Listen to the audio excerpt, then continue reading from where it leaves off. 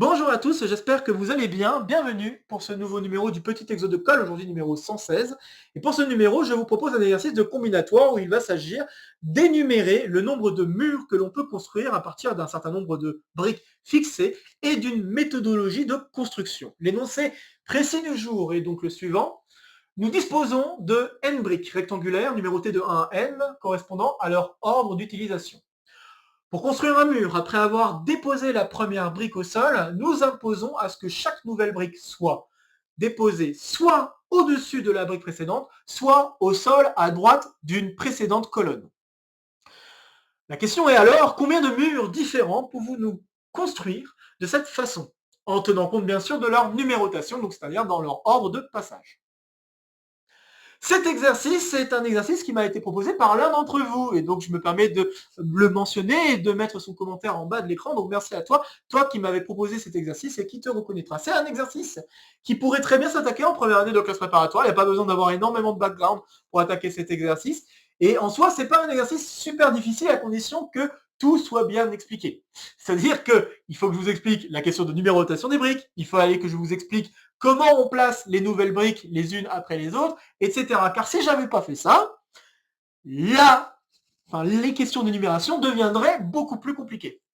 Il y a des questions de symétrie, par exemple, qu'on pourrait se poser. Est-ce qu'un mur peut être considéré comme étant le même par symétrie ou des choses comme ça? Ici, ça ne sera pas possible, étant donné que nous avons vraiment une méthodologie de construction qui amène à casser en fait le genre de symétrie qu'on pourrait avoir en retournant le mur, par exemple. Voilà. Donc il y a pas mal de choses qui auraient pu être prises en compte par rapport à l'énoncé si je ne l'avais pas énoncé aussi proprement que je l'ai énoncé ici. Mais je pourrais en parler un petit peu plus une fois la résolution de cet exercice fait. En tout cas, cet exercice est un exercice tout à fait faisable en première année de classe préparatoire, donc à condition d'avoir juste un petit peu de background quand même sur des questions d'énumération, sur les suites.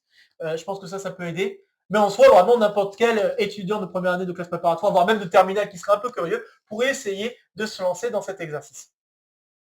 Alors, je vous invite fortement à tout de suite faire des exemples. Hein. Ça fait partie des choses, j'ai envie de dire, essentielles pour pouvoir attaquer un exercice de combinatoire. C'est vraiment lancer tout de suite des exemples et voir un petit peu ce que ça donne. Si par exemple, j'avais fait n égale 0, bon, vous devriez vous dire, je peux faire un mur. Je peux faire le mur vide. Pourquoi pas? Après, si j'ai n égale 1, bon, je pose la brique 1 et j'ai terminé. Si je fais n égale 2, c'est là où ça commence à être intéressant. Je vois que je peux mettre la brique 1, puis après, c'est là où le choix est important. Donc, le sol, bien sûr, est représenté ici. Hein. OK ? Donc, soit je décide de mettre la brique au-dessus de celle que j'ai posée déjà, donc ça me fait une possibilité. Soit alors, j'aurais pu décider de le mettre au sol à droite d'une précédente colonne. Donc là, ici, la précédente colonne, c'est la colonne donnée par 1, donc ici, je vais le mettre de ici. Si j'avais fait n égale 3, je vais me permettre de vous donner directement le résultat sans devoir dessiner toutes les briques. Vous allez avoir 1, 2, 3, 1, 2, 3, comme ceci. On peut aussi faire 1, 2, 3 et 1, 2, 3. Voilà les murs que je peux construire pour n égale 3. Et normalement, vous devriez sentir venir peut-être une idée de formule. Et ça, c'est très bien, parce que c'est justement le genre de choses qu'il faut vraiment avoir aussi, c'est de se dire, oh, ça ressemble beaucoup à une suite que je connais bien. Et après, la question, c'est comment démontrer que cette suite est bien la bonne. Alors, je vous invite dès maintenant à faire une pause sur la vidéo pour essayer de résoudre l'exercice par vous-même avant que je ne vous dise quoi que ce soit d'autre. Ok, j'espère que vous aurez essayé. Je pense que c'est un très bon exercice. Et c'est un si bon exercice que je vais vous proposer plusieurs résolutions de cet exercice. Quand je dis plusieurs, je vais vous en proposer 3. Je vais vous proposer une résolution tout d'abord par récurrence. Et en fait, la résolution par récurrence n'est pas si difficile. Donc là, normalement, ce que vous auriez pu sentir venir, si à n égale 3, vous ne l'avez pas encore vu, vous auriez pu faire n égale 4, voir un petit peu ce que ça donne. Et normalement, le genre de formule que vous devriez pressentir va être le suivant. Si je note m indice n, le nombre de murs que l'on peut construire,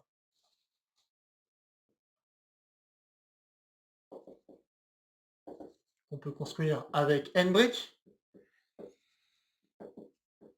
vous devriez sentir venir une formule de la forme m indice n est égal à 2 puissance n-1 si n est supérieur ou égal à 1, et ça va être égal en fait à 1 si n est égal à 0. Vous devriez sentir une formule de ce genre-là intervenir. Il y a juste peut-être la petite chose là pour n égale 0 qui intervient, mais à part cette petite chose, en soi, vous devriez voir venir un 2 puissance quelque chose. Et ce 2 puissance quelque chose, c'est en fait la bonne solution à avoir. Alors maintenant, comment on peut démontrer par récurrence que ce résultat est bien le bon? Eh bien, on peut essayer de démontrer, donc, montrons que pour tout n supérieur ou égal à 1, on a que mn plus 1 est égal à 2 fois mn. Et comment on peut faire ça? Il faut juste avoir en tête de comment on construit un nouveau mur à partir d'un mur précédent. Donc, étant donné un mur,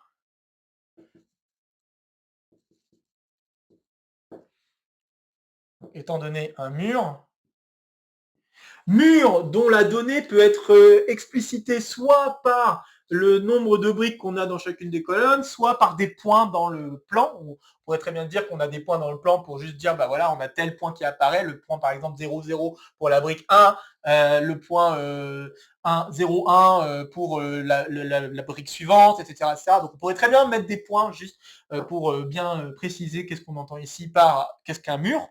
Mais bon, ici, j'ai pas forcément besoin de savoir ça. Ou alors je pourrais juste mettre le nombre d'éléments que j'ai dans chacune des colonnes, ça marche aussi.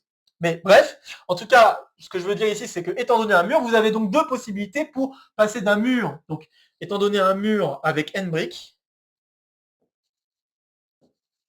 pour placer la n plus unième brique,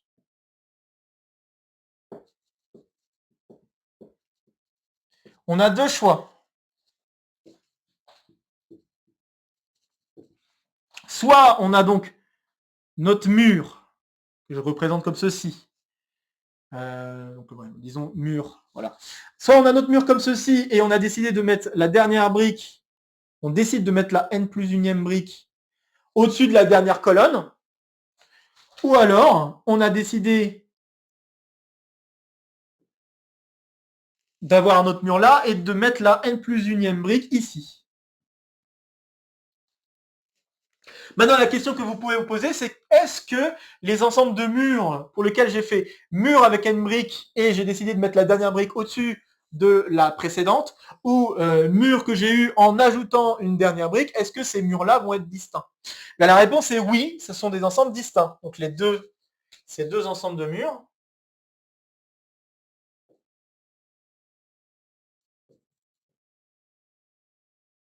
sont distincts, puisque on voit que, notamment par la dernière colonne, car la dernière colonne contient une seule brique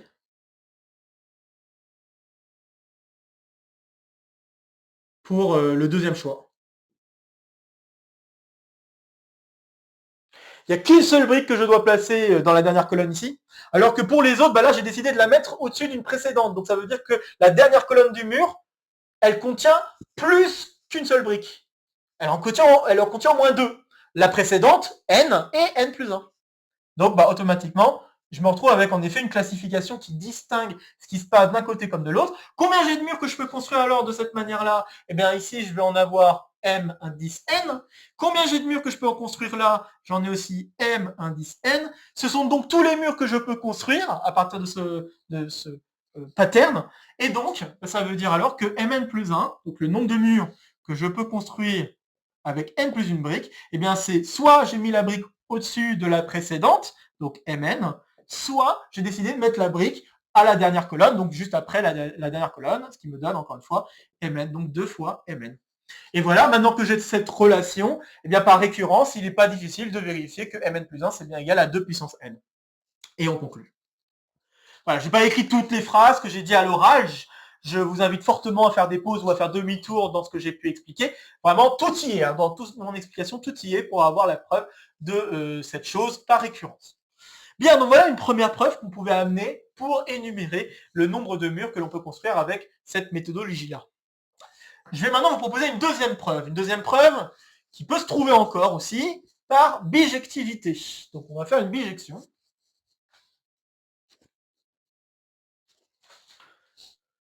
Et en fait, la bijection, là, comme j'ai une intuition sur l'intuition sur la formule me vient plus ou moins naturellement. J'ai donc très envie de faire une bijection avec les parties d'un ensemble.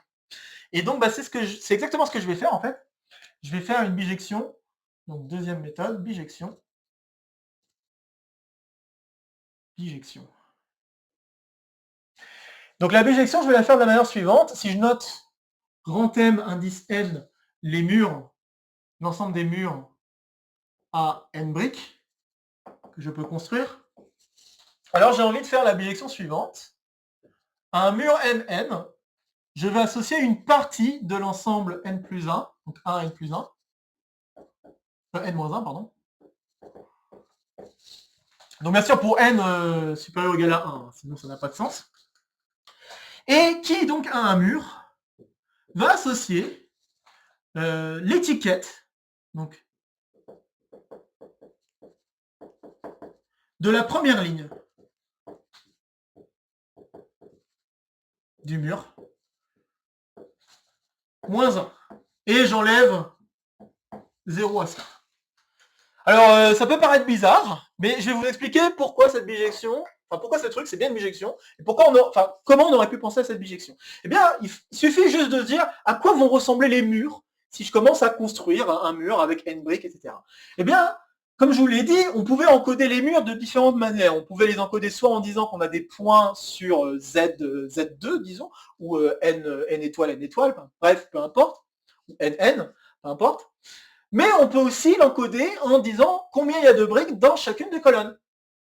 Et en effet, savoir ça vous permet de manière unique à identifier un mur. Et donc, bon, bah, pour construire un mur avec les propriétés qu'on a citées, eh bien, si par exemple je dis, ok, je commence par, je vais placer ma première brique. Ma première brique, j'ai pas le choix. Il faut forcément qu'elle se trouve quelque part, et bon, bah là, je le place comme ça. À partir de celui-là, bah, tout va dépendre de ce que je vais faire comme hauteur ici. Donc là, je vais très bien dire, ok, je mets la deuxième brique au-dessus, etc., jusqu'à une certaine brique AK. Disons AK1. Et puis, une fois que je suis arrivé à cette hauteur-là, je peux décider de m'arrêter là et de passer à la colonne suivante. C'est-à-dire qu'on a AK plus 1 ici, et puis je continue à monter jusqu'à ce que j'arrive, donc AK1 plus 1, jusqu'à ce que j'arrive à un certain AK2. Puis avec ce AK2, je m'arrête, je recommence, AK2 plus 1, je monte, et là je vais avoir AK3. Etc. Jusqu'au dernier, donc AKP, si j'ai P colonne, ou P plus une colonne peut-être. Bref, donc AKP plus 1, oui c'est ça. Et je m'arrête jusqu'à, oui je crois que c'est P colonne, hein. Et je m'arrête à AN. Pas à N, pourquoi je dis AN? Je m'arrête à, oui, pas à N, mais je m'arrête à juste le nombre N. Voilà. Donc vous voyez que je peux très bien encoder un mur juste en disant combien il y a d'éléments dans la colonne. Et donc, bah, en fait, combien il y a d'éléments dans chacune des colonnes? Bah, je peux en effet l'identifier en regardant en fait tout ce qui se passe sur la dernière ligne. Car en effet, sur la dernière ligne, vous voyez que j'ai 1, AK1 plus 1, d'ailleurs le plus 1, il n'est pas en indice, il est là, hein. AK1 plus 1, AK2 plus 1, etc. jusqu'à AKP plus 1. Et donc là, ce que je propose de faire, c'est vous avez donc vos étiquettes, vous enlevez un et vous enlevez juste le terme ici. Donc si j'enlève lui, alors du coup, le mur qui est ici serait associé à l'étiquette qui est, enfin l'ensemble qui est AK1, AK2 jusqu'à AKP. Et j'affirme que ce truc-là, c'est une bijection. Et c'est pas difficile de vérifier que c'est une bijection. Parce qu'à partir du moment où vous avez ça, comment on remonte? Eh bien, tout bêtement, vous dites, bah ok, la première colonne, ça doit arriver à AK1, puis après ici, je dois avoir AK1 plus 1. Enfin, c'est très facile d'aller dans l'autre sens. Vous avez ça, et en fait, chacune de ces étiquettes, vous les mettez dans l'ordre, hein, bien sûr, du plus petit au plus grand. Et puis à partir du moment où vous avez mis les éléments dans l'ordre, bah, vous prenez le plus petit, et vous avez le plus petit plus 1 qui va devoir intervenir ici. Ensuite, le plus petit plus 1, enfin le second plus petit plus 1, etc. jusqu'au dernier plus 1. Et voilà, c'est terminé. Donc là, si vous vous amusiez à faire l'exemple avec n égale 3, juste pour vous montrer que ça marche bien, vous avez 1, 2, 3, 1, 2, 3, 1, 2, 3 et 1, 2, 3. Les ensembles associés seraient, le premier, ça serait le vide, le deuxième, ça serait juste l'élément 2, ici, ça serait le singleton 1, et ici, ça serait le singleton, enfin l'ensemble tout entier, 1, 2. Et vous voyez, ça marche très très bien. Et la bijection, elle est assez élémentaire. Donc voilà, bah vous avez une bijection entre les deux ensembles. Enfin, j'espère qu'avec l'explication que j'ai donnée, je vous ai convaincu que c'est une bijection. Il n'y a plus qu'à écrire les phrases, les belles phrases pour que ça marche. Mais en soi, vous avez l'explication qui est là sous vos yeux. Juste pour aller dans le sens, vous avez votre ensemble, vous ordonnez les éléments de l'ensemble. Et une fois que vous avez ordonné, vous mettez chacune de ces valeurs plus 1 comme étiquette de la dernière brique que vous allez placer, enfin la première brique que vous allez placer pour chacune des colonnes. Et voilà, et c'est terminé. Donc voilà, et du coup, bah, si vous avez une bijection comme ça, bah, ça veut dire que le nombre de murs que vous pouvez construire est égal au nombre de parties que vous pouvez avoir dans l'ensemble 1, n-1. Et ça, bah, dans le cours, vous devriez savoir que c'est égal à 2 puissance n-1. Et ça permet donc de conclure ce qui se passe quand n est supérieur ou égal à 1. Et bien sûr, n égale 0, vous le traitez à part, il n'y a pas de problème. Et donc voilà une deuxième preuve de ce joli résultat sur le nombre de murs que vous pourriez construire, avec bien sûr la méthodologie imposée. Alors maintenant que j'ai fait ça, il y a une dernière preuve que j'aimerais vous donner, parce que je vous ai donné aussi une autre technique assez générale que l'on peut utiliser quand on fait de la combinatoire. Et j'aimerais vous mettre encore en avant que cette technique est vraiment très jolie. C'est la méthode symbolique.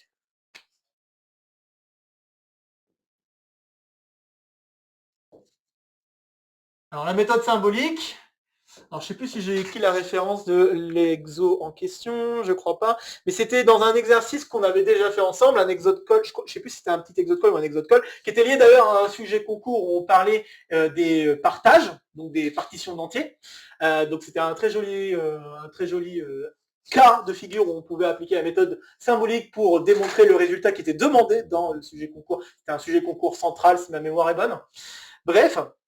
Donc, la méthode symbolique, qu'est-ce que ça signifie ? Ce que ça signifie, c'est qu'on va considérer une série entière.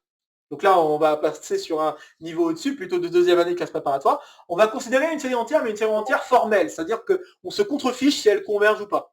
D'accord ? La série formelle, pour l'instant, on va dire, on a la somme des m, donc nombre de murs qu'on peut... Alors, je vais être un peu plus précis. Ce que je vais faire, c'est la chose suivante. Si je note m, l'ensemble des murs que je peux construire, sans me préoccuper du nombre de briques, ok ? Alors, ce que je peux faire, c'est considérer la série, qu'on va appeler S de X, comme étant la somme pour M dans le mur, parmi les murs, donc pour un mur donné, des X puissance le nombre de briques du mur. Je peux faire ça, d'accord ? Et donc, ça veut dire que chacune des briques a un poids X, si vous voulez, hein, juste de manière formelle. Ça, c'est la même chose que regarder la somme pour n allant de 0 à l'infini du nombre de murs à n briques fois x puissance n. Voilà, si je rassemble par paquet, ça revient exactement à calculer cette chose-là. Et donc, vous remarquerez que pour déterminer les valeurs mn, il suffit donc en fait de déterminer la série la formule explicite de cette série entière. Et une fois que vous avez cette formule explicite, vous pouvez en déduire les coefficients de chacune des x puissance n. Et comment on fait pour déterminer, donc là je vais l'appeler m de x plutôt, et comment on fait pour déterminer une formule que satisfait cette chose ? Eh bien, il suffit d'avoir en tête comment on construit un mur. Pour construire un mur,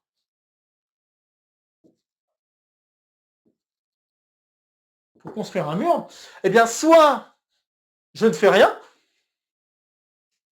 soit je décide de faire une colonne d'une brique, puis je fais un mur.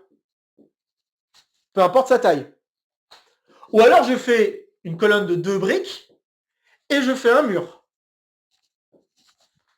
Ou alors, etc. Et le ou, vous voyez que j'ai mis un plus. Hein. C'est pas pour rien, c'est parce que ce sont les différents choix. Et les différents choix peuvent se représenter avec une addition de tous les cas de figure possibles. Donc, etc. Je peux faire une colonne avec k briques. N'importe quel cas entier naturel convient, entier naturel non nul convient. Et puis je mets un mur derrière. Etc. etc. Bon, ceci va me donner la formule suivante. M de x est donc égal à 1 plus la somme pour k allant de 1 à l'infini de x puissance k fois m de x. Puisque chacune des x puissance k correspondrait juste à dire j'ai pris une colonne avec k briques. Une première colonne avec k briques. Ce truc-là, bon, c'est clairement calculable, hein, c'est la somme des x puissance k, donc ça c'est une somme géométrique, ça fait 1 sur 1 moins x, et à partir de là, vous avez une équation où vous pouvez déterminer m de x en fonction du reste. C'est parti. Donc du coup, je vais avoir si je ne fais pas de bêtises, 1 moins 1 sur 1 moins x, fois m de x, qui doit être égal à 1. Et donc, ça équivaut à dire qu'on a, alors que je ne fasse pas de bêtises, parce que là j'ai peur d'avoir fait un moins de la mauvaise chose, mais je pense que non, ça doit être bon là. Ah oui, c'est ça, j'ai oublié un fois x. C'est ça que j'ai oublié. Donc là, il y a un fois x. Attention. Il y a un fois x parce que la somme commence à k égale 1 et pas k égale 0. C'est pour ça. Donc là, il y a un fois x. Attention. Donc du coup, ça veut dire qu'on a ici 1 moins, que je fasse pas de bêtises, 1 moins x sur 1 moins x. mx. Et donc très bien, ça veut dire égal 1, et du coup ça veut dire que mx, c'est donc égal à 1 moins x sur 1 moins 2x. Très bien. Et maintenant, si on développe ce truc-là en série entière, vous allez avoir en fait donc m de x qui est égal à 1 moins x fois la somme des 2 puissance k, x puissance, alors 2 puissance n, je vais mettre x puissance n allant de 0 à l'infini. Et ensuite, si vous développez avec le 1 moins x et que vous rassemblez les termes, vous allez vous retrouver avec m de x qui est égal à 1 plus la somme pour n allant de 1 à l'infini de 2 puissance n moins 1 fois x puissance n. Je vous laisse faire le petit détail juste pour vous assurer que ce que je viens d'écrire là est correct. Et donc, c'est terminé. Vous avez démontré que ce truc-là est égal à ce truc-là. Et du coup, vous pouvez conclure la valeur des m indice n. Donc là, vous avez en effet que m indice 0 est égal à 1 et que m indice n est égal à 2 puissance n moins 1 si n est supérieur ou égal à 1. Voilà, je trouve que c'est aussi une méthode très très très astucieuse pour pouvoir déterminer une expression explicite de l'énumération d'une certaine collection d'objets, étant donné les propriétés de construction qu'elle doit satisfaire. Ce genre de formule, je vous ai déjà démontré comment on pouvait les utiliser pour notamment compter des chemins nodiques, par exemple, ou compter d'autres trucs comme les partages, et avoir des formules d'énumération. Mais voilà, là, je voulais vous montrer encore un autre cadre assez simple dans lequel on peut voir, encore une fois, l'efficacité que peut apporter la méthode symbolique. Donc oui, alors je vais terminer avec une petite parenthèse sur le fait que oui, il fallait vraiment un énoncé aussi précis parce que j'aurais très bien pu vous dire les briques, je pourrais choisir de les mettre dans l'ordre que je veux, du coup ça change le nombre de façons de faire la brique, il faudrait faire intervenir les permutations de 1n. J'aurais pu aussi décider de mettre les briques pas forcément les unes sur les autres ou j'aurais pu très bien décider de les mettre en quinconce, on pourrait très bien imaginer ce genre de choses, ou alors on pourrait très bien imaginer mettre les briques pas forcément juste toujours à droite des briques précédentes, on pourrait très bien dire la première, puis la deuxième est à gauche, la troisième est à droite, etc. Tout ça, ça change énormément la façon d'énumérer. On aurait pu faire aussi intervenir des couleurs, et ainsi avoir de l'énumération de Polya, sujet dont on parlera certainement dans un futur exercice. Donc on aurait pu faire intervenir de l'énumération de Polya, et l'énumération de Polya, justement, c'est des formules qui font intervenir notamment des groupes, et dans ces groupes-là, on peut faire intervenir les symétries dont on veut s'absoudre. Donc notamment, par exemple, si je me donne un mur, j'aurais pu me poser la question, est-ce que un mur et un autre sont considérés être le même mur? Par exemple, si j'avais fait un mur en faisant ceci, donc là, ici, j'avais pas beaucoup de choix sur comment je dois placer les briques, mais si j'avais pas décidé l'ordre de placement des briques, dans ce cas-là, j'aurais éventuellement une symétrie en disant, j'aurais pu mettre la première ici, puis la quatrième. Enfin, j'aurais pu faire la construction comme je viens de le faire là, mais j'aurais très bien pu aussi faire la construction en disant, la première, elle est ici, la deuxième, elle est ici, la troisième, elle est ici, etc. Ou alors, la première, elle est ici, la deuxième est ici, la troisième est ici, la quatrième est ici. Vous voyez? Donc vraiment, ça change énormément de choses de devoir enlever la méthodologie d'emplacement des briques. Et ça peut vraiment changer énormément l'énumération. Je n'aurai malheureusement pas le temps d'aller beaucoup plus loin sur le sujet, mais je vous le promets, il y aura d'autres exercices, et notamment un autre exercice où on parlera d'énumération de Polya et on ira un petit peu plus loin sur les questions de symétrie qu'on pourrait prendre en compte suivant le problème d'énumération qui serait sous la main. Bref, comme d'habitude, n'hésitez pas à partager la vidéo si vous connaissez des camarades qui pourraient être intéressés par cette vidéo ou par le contenu de la chaîne de manière plus générale. N'hésitez pas à laisser en commentaire vos questions, vos remarques, vos retours concernant cet exercice. Ça fait toujours plaisir de discuter avec vous. Ici, ça sera pour me soutenir. Ici, ça sera pour vous abonner. N'oubliez pas d'activer la clochette. De nouvelles vidéos vont se proposer à vous pour continuer à faire le tour de la chaîne. Et sur ce, je vous retrouve très vite pour de prochaines aventures mathématiques. Portez-vous bien et à très bientôt. Salut à tous!